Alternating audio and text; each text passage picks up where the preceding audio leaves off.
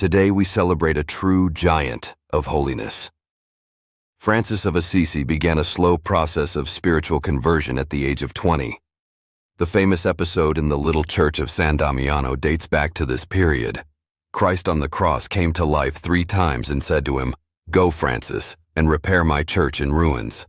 From love for Christ springs love for people and also for all God's creatures. This is another characteristic feature of Francis's spirituality, the sense of universal brotherhood and love for creation, which inspired him to write the famous Canticle of the Creatures.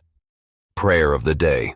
Today, the evangelist Luke recounts the event that gives rise to Jesus' gratitude to his Father for the benefits he has bestowed on humanity. He gives thanks for the revelation granted to the humble of heart, to the little ones in the kingdom. Jesus shows his joy at seeing that they accept, understand, and practice what God makes known through him.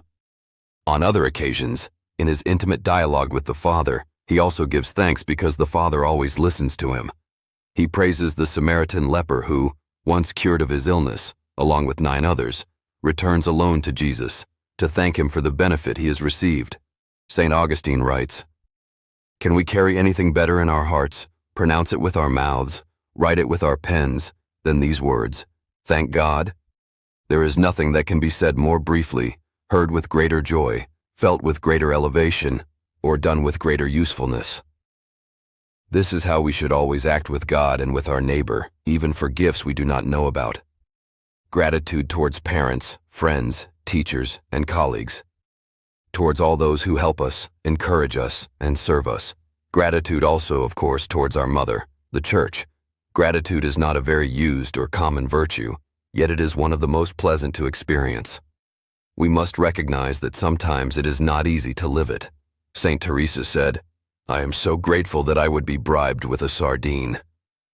The saints have always acted in this way, and they have done so in 3 different ways, as St. Thomas Aquinas pointed out. First, with an inner recognition of the benefits received. Second, by outwardly praising God with words. And third, by seeking to reward the benefactor with deeds, according to one's own possibilities. God bless you.